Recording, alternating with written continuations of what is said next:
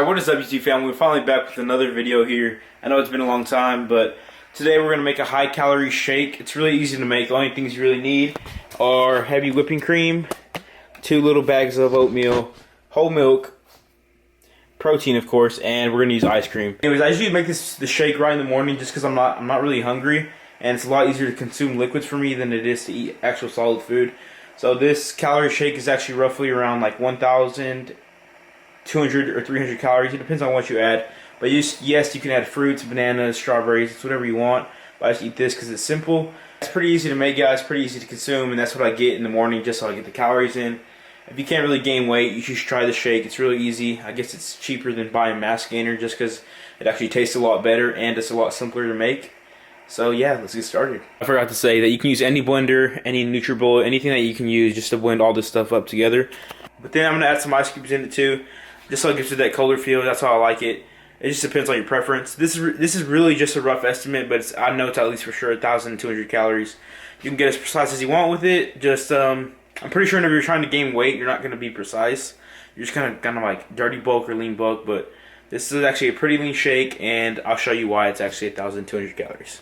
Rolling, rolling, rolling, rolling. They think they know what I'm worth. It's such a shame.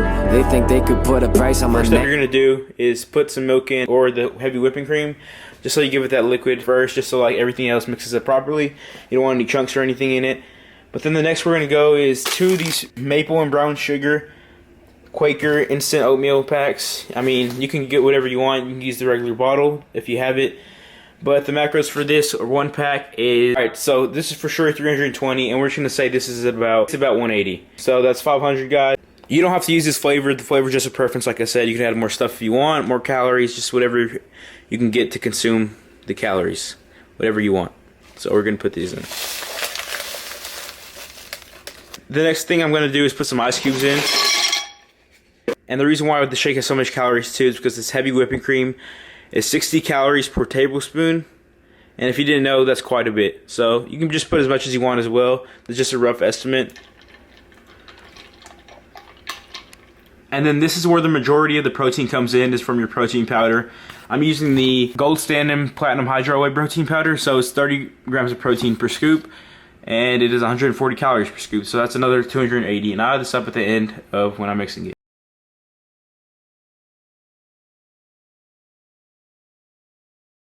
Alright, you guys, and the thing we're actually going to use next is Gandy's vanilla ice cream, and the macros for this are 130 calories for half a cup. So we're just going to put like 3 or 4 big spoonfuls in there.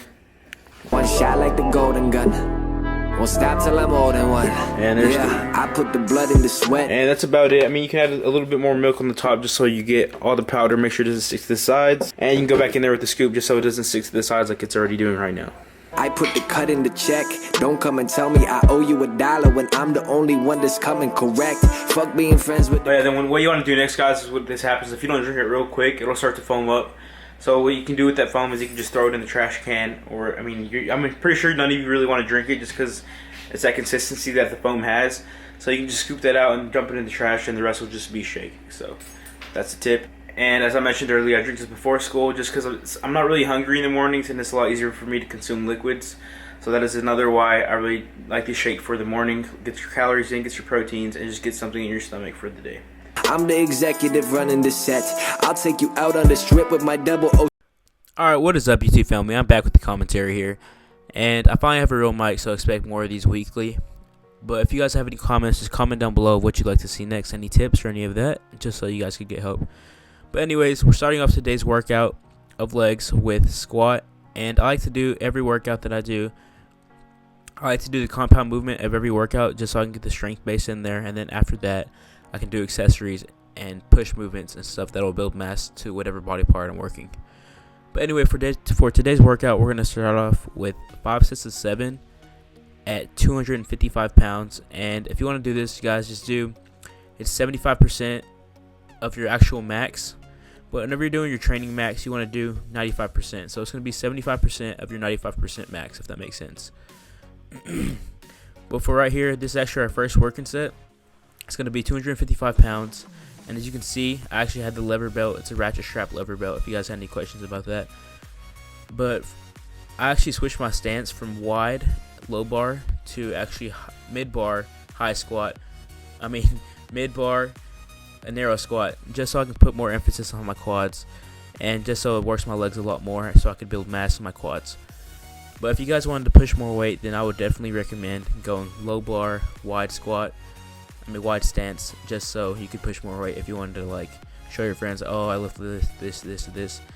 Same thing as going from conventional to sumo stance. But anyways, as you can see, I'm actually focusing on putting a lot of pressure on my core when I'm going down, taking deep breaths. And whenever I'm doing this, it's actually getting like, my legs are getting really fatigued because it's 7 reps. It's kind of a lot for legs. But as you can see, the bar is actually rotating, and that's because I'm not gripping it tight enough and I need to stay more upright. But the reason I also went back to narrow stance is because whenever I was going wide, I would start to dip from left to right. And the reason why is because whenever you do that, you're starting to favor a leg. So that's why I went back to conventional, so I can keep my core flexed the whole time and keep the weight all in the middle of my body, keep it all centered, and make sure everything's right. You also avoid injury a lot that way. But anyways, what we have next is stiff-legged deadlifts, and it is going to be 5 sets of 10. I'm using straps just because I can actually focus on my hamstrings and glutes at the top of the movement. But for this movement, guys, what you want to really do is focus is whenever you're going back to the top, you really want to keep your legs bent backwards and keep the bar as close to your shins as possible. And whenever you get to the top of the movement, make sure to squeeze your butt, your glutes, and just keep that pressure on your hamstrings the whole time down. That's why I'm going slow. This movement is literally all about the speed. You really want to go slow and feel the stretch on the way down. And like I said, this movement is not about weight. It's about the stretch and the contraction that you get at the top. And always make sure to squeeze your glutes and keep the pressure on the hamstrings the whole entire time. Sorry guys if I also sound congested. It's also that I'm kind of sick right now, so that's why my nose is stuffed up. I haven't done a commentary in a long time. So this was my first official commentary, but we can only get better from here, so just stay tuned. And this is also 5 sets of 10, just remember that, guys. And if you want to get more contraction on your hamstrings and just focus on your hamstrings and building the glutes, then I would definitely recommend using lifting straps. Alright, and the next one we have is leg extensions. But as you can see right here, I'm actually showing you guys that you need to change whatever it's on, because every person is different in length and width, so you need to change the seat and the leg thing on the bottom below. But tips for this movement, guys, are act like you're trying to point your toes towards your nose. It also puts a lot more emphasis on your quads and just keeps the pressure on them the whole time. And you kind of want to act like you're scooping your legs towards your head. That's kind of like hard to explain it to words, but that's the best way I can explain it. But for this, we're doing 4 sets of 12 on leg extensions. And for this, you kind of want to go typically heavy, something you can squeeze at the top for like half a millisecond. But right now, I'm just putting it down in slow-mo. And I also don't know why the color is actually different in this clip. It's actually kind of weird. I think it corrupted for some reason. But yeah, that's it, guys. And for this next thing that we have 5 sets of 5 on standing calf raises. But like again, I'm showing you that you need to change how tall the machine is, because every person is different. You need to make sure that you change the machine before you get on it every single time, because every person is not like you. You are your own person. You are your different person. It's just like saying, oh, this person can lift this much amount of weight, let me just try to do that. No, guys, we're all different in every single way. So just try to do it like that and change the machines that fit you the best.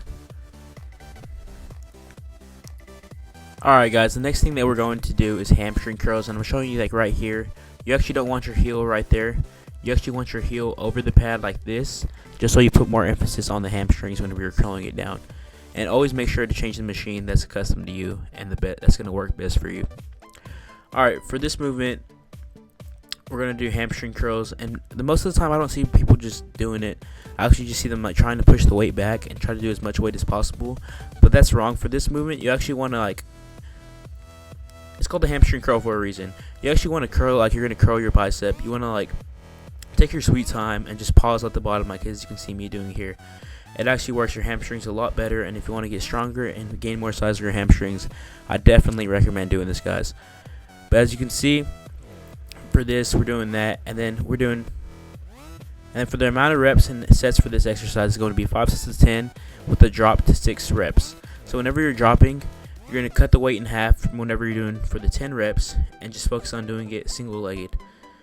So always remember, just focus on squeezing with your hamstrings, curling the hamstrings, and just keeping the tension on there the whole time. And you can see whenever I'm doing the single-legged, I'm using the other leg as like a guidance, because whenever it hits, that's whenever it's time to go back down. So that is what I'm doing, guys. And I think for my right leg, I actually did 5 on accident, but I'm pretty sure I noticed the next set and fixed it.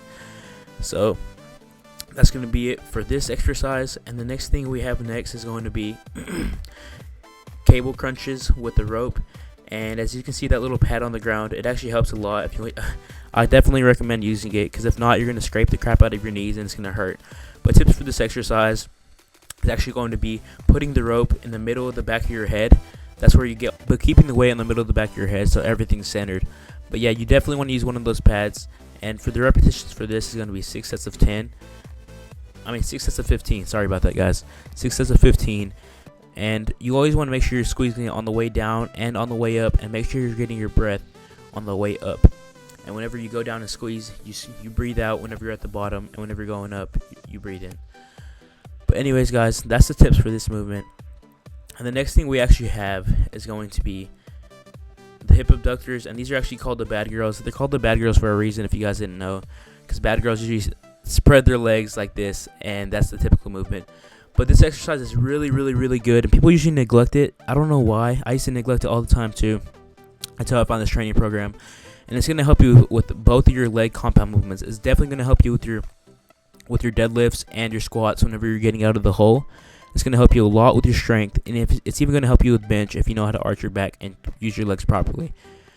But for this movement, we're actually doing 5 sets of 20, and as you can see, I'm up on the seat and leaning forward, and it also puts more emphasis on the on the outside of my hips.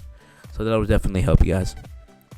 And for the same thing, these are actually called the good girls, just because good girls close their legs, and that's why they're doing that. But for this, it's 5 sets of 20 as well. It's also a superset. But as you can see here, I'm gonna actually sit on the middle of the where your back is supposed to rest. I'm gonna sit up, prop myself up, and lean forward. This will actually put more tension on the middle and the inside of your hips. It'll actually work it a lot more if you guys try it. But yeah, I'm struggling with this because it's really, really hard, and it's at the end of my workout and my hips are shot. But anyway, this, guys, if you really want to get stronger for both of your compound movements on legs, on deadlift, and squats, I definitely 100% recommend you doing this exercise. Anyways, guys, if you want to see more commentaries from me, hear more commentaries from me, just comment down below what I should do next, more tips, and the workout will be in the description box below.